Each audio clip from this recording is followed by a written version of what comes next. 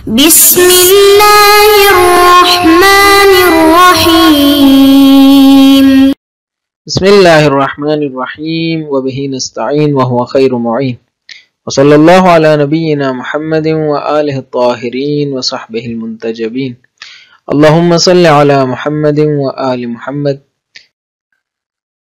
عزیز طلباء کرام، السلام علیکم ورحمۃ اللہ وبرکاتہ۔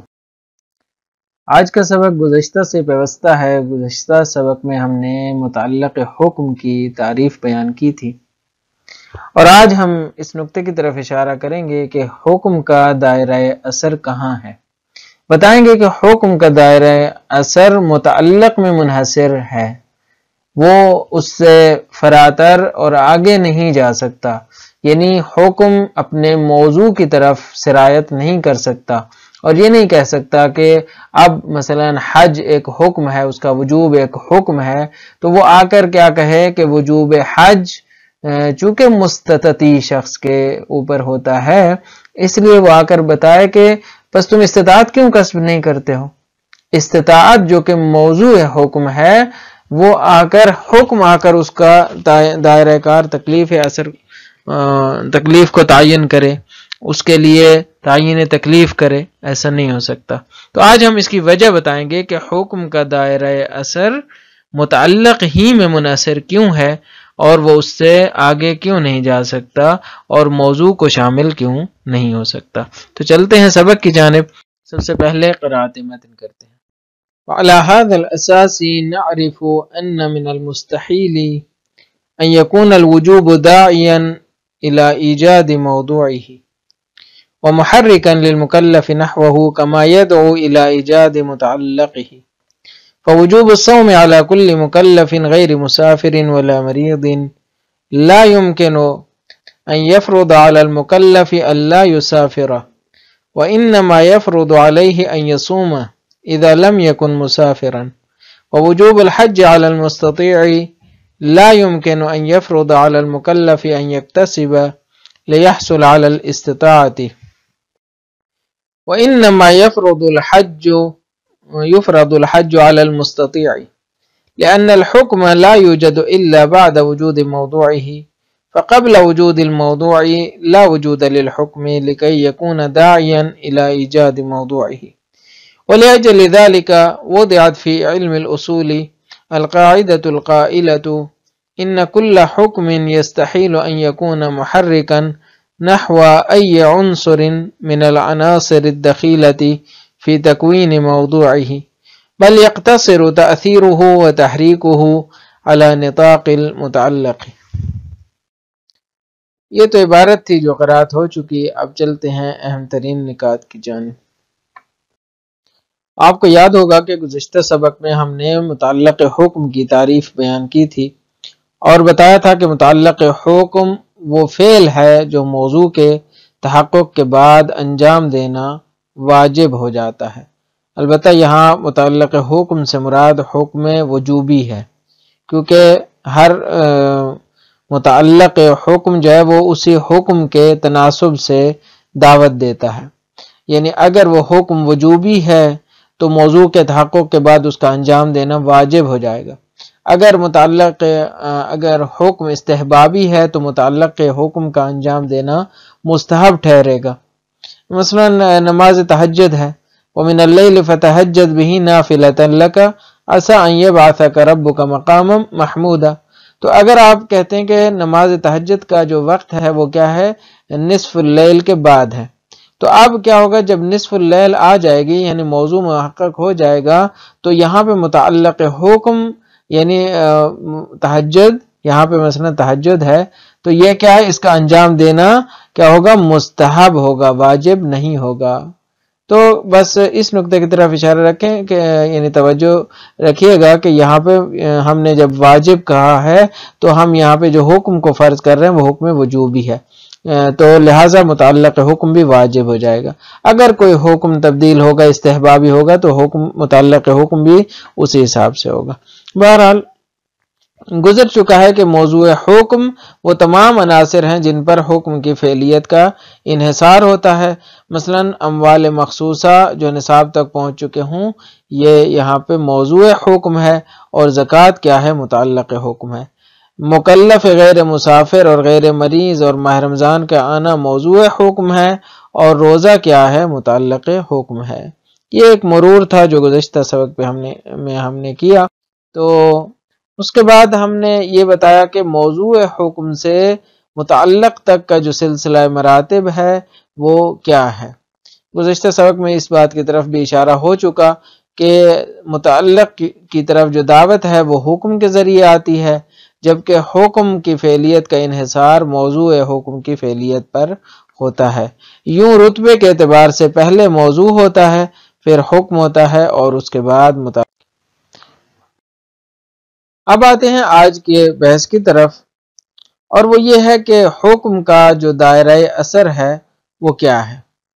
تو ہم نے ابتدائی میں عنوان میں وضاحت کر دی تھی کہ حکم کا دائرہ اثر متعلق میں منحصر ہوتا ہے، لیکن سمجھنے کی بات یہ ہے کہ کیوں اس کا دائرہ اثر متعلق میں منحصر ہوتا ہے اور وہ موضوع کی طرف دعوت نہیں دے سکتا۔ سب سے پہلے تو اس مسئلے کو سمجھتے ہیں کہ مراد کیا ہے۔ مراد یہ ہے کہ مثلا ایک فعل کا جو وجوب ہے وہ اپنے موضوع کے ایجاد کا محرک نہیں بن سکتا، یعنی وہ یہ تقاضا نہیں کرتا کہ اب جب وہ فعل واجب ہے، مثلا حج یا مثلا روزہ واجب ہے، تو وہ یہ کہے کہ میرے موضوع کو بھی محقق کرو۔ موضوع حج کیا تھا؟ استطاعت موضوع حج تھا۔ روزے کا موضوع کیا تھا؟ مکلف غیر مسافر ولا مریض بھی نہ ہو، مسافر بھی نہ ہو۔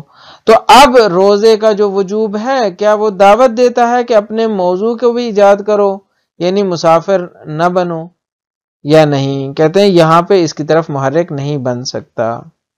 کیوں؟ اس لیے کہ وجوب کا رتبہ متأخر ہے۔ وجوب کا جو رتبہ ہے وہ بعد میں ہے موضوع کے۔ وجوب کب آئے گا؟ جب پہلے موضوع ہوگا۔ اگر موضوع نہیں ہوگا تو وجوب نہیں آئے گا۔ بالکل ایسے ہی جیسے حرارت تب آئے گی جب آگ ہوگی، اگر آگ نہیں ہوگی تو حرارت بھی نہیں آئے گی۔ لہذا حکم کا جو دائرہ اثر ہے وہ صرف متعلق کے لیے ہے، یعنی متعلق کے لیے وہ محرک ثابت ہو سکتا ہے، متعلق کی طرف دعوت دے سکتا ہے۔ حکم بلاتا ہے اس بات کی طرف کہ تم اس متعلق کو انجام دو، لیکن اپنے سے پہلے والے کی طرف وہ ناظر نہیں ہو سکتا۔ یعنی اس کا جو وجوب ہے، وجوب صوم ہے، اس کا دائرہ اثر روزے تک ہے۔ وجوب صوم کا دائرہ اثر کس تک ہے؟ روزے تک ہے۔ وہ سفر سے نہیں روک سکتا۔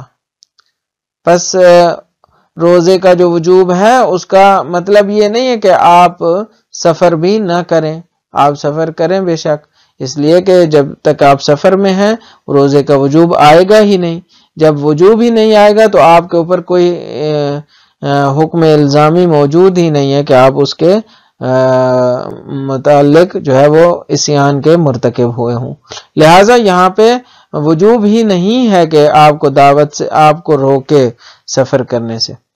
اسی طرح مثلا وجوب حج، اس کا اثر کیا ہے کہ آپ نے انجام دینا ہے، ٹھیک ہے، اس کا اثر انجام دینے کی طرف ہے، یعنی جب وجوب آ جائے گا تو پھر اس کا اثر یہ ہے کہ آپ نے اس حج کو انجام دینا ہے۔ لیکن اگر وجوب نہیں آئے گا تو پھر کیا ہے؟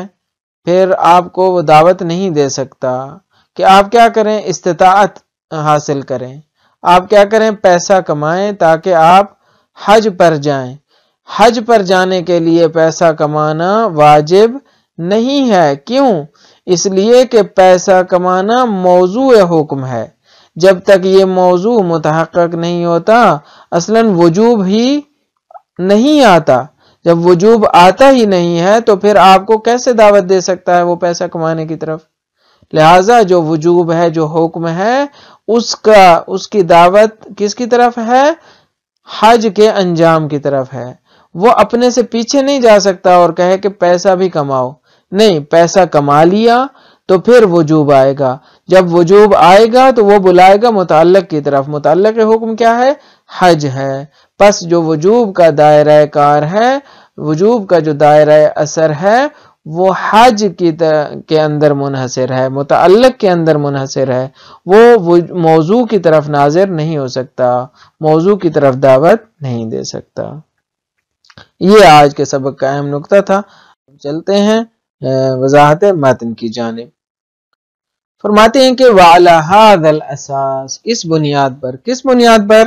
جو ہم نے سلسلہ مراتب بیان کیا تھا نا، موضوع حکم سے متعلق حکم تک کا جو سلسلہ مراتب بیان کیا تھا، اس بنیاد پر بات کر رہے ہیں۔ کہتے ہیں اس بنیاد پر نعرف، ہم سمجھ سکتے ہیں، ہم پہچان سکتے ہیں کہ ان من المستحیل ان یکون الوجوب داعیا الی ایجاد موضوعہ، یہ جو سلسلہ مراتب ہم نے بیان کیا اور بتایا کہ موضوع علت ہے، علت کے مقام پر ہے، بمنزلہ علت ہے حکم کے لیے، اور حکم خود محرک بنتا ہے متعلق کے لیے، بس ایسا نہیں ہو سکتا، محال ہے کہ وجوب خود داعی بنے، محرک بنے، کس کا؟ الی ایجاد موضوع ہی، اس بات کا کہ اس کے موضوع کو بھی ایجاد کیا جائے، ومحرکا للمکلف نحوہ، نحو ایجاد موضوع ہی، یعنی مکلف کو تحریک کرے، اس کو دعوت دے، اس کو بلائے اس بات کی طرف کہ اس کے موضوع کو ایجاد کرو جا کے، کما یدعو الی ایجاد متعلق ہی، چنانچہ وہ تو دعوت دیتا ہے اس بات کی کہ اس کے متعلق کو ایجاد کرے، اس بات میں تو کوئی شک نہیں ہے۔ اتم الحج آپ کو دعوت دیتا ہے کہ حج انجام دو، اقیم الصلاۃ آپ کو دعوت دیتا ہے کہ نماز پڑھو، کتب علیکم الصیام آپ کو دعوت دیتا ہے کہ روزہ رکھو، لیکن اس کے موضوع کی طرف نہیں بلا سکتا، روزے کا جو موضوع ہے اس کی طرف نہیں بلا سکتا، وہ موضوع پہلے متحقق ہوگا تو حکم فعلیت تک پہنچے گا۔ فوجوب الصوم على كل مكلف غير مسافر ولا مريض لا يمكن ان يفرض على المكلف الا يسافر، کہتے ہیں روزے کا جو وجوب ہے مکلف کے اوپر جو مسافر نہیں ہے اور مریض بھی نہیں ہے، یہ ممکن نہیں ہے کہ ان یفرض پڑھیں، لا یمکن، ممکن نہیں ہے کہ وہ فرض کرے، واجب کرے مکلف کے اوپر کہ اللہ یسافر، کہ انسان سفر ہی نہ کرے۔ کیوں سفر نہ کرے؟ کیونکہ روزہ واجب ہے۔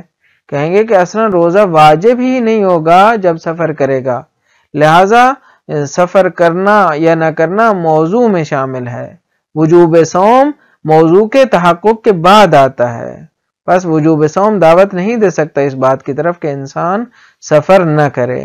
وَإِنَّمَا يَفْرُضُ عَلَيْهِ أَن يَصُومَ إِذَا لَمْ يَكُنْ مُسَافِرًا، وجوب صوم فقط اس بات کو واجب کرتا ہے کہ وہ روزہ رکھے، انسان روزہ رکھے، کب؟ جب وہ مسافر نہ ہو۔ ووجوب الحج، اسی طرح دوسری حج کی مثال کو لیں، کہتے ہیں وجوب حج علی المستطیع، جو مستطیع شخص ہے اس کے اوپر، لا يمكن ان يفرض على المكلف ان يكتسب ليحصل على الاستطاعت، کہتے ہیں حج واجب ہے مستطیع شخص کے اوپر، اس بات کا تقاضا نہیں کرتی، یعنی ممکن نہیں ہے کہ وہ واجب قرار دے، فرض قرار دے مکلف کے اوپر کس چیز کو؟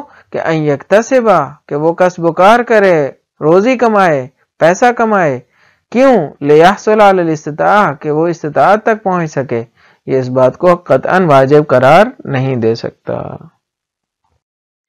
وَإِنَّمَا يَفْرُضُ الْحَجَّ عَلَى الْمُسْتَطِيعِ، وجوب حج فقط یہ کام کر سکتا ہے، اتم الحج والی آیت فقط یہ کام کر سکتی ہے کہ حج کو فرض کرتا ہے مستطیع کے اوپر، یہی، اس سے زیادہ کچھ نہیں کر سکتا۔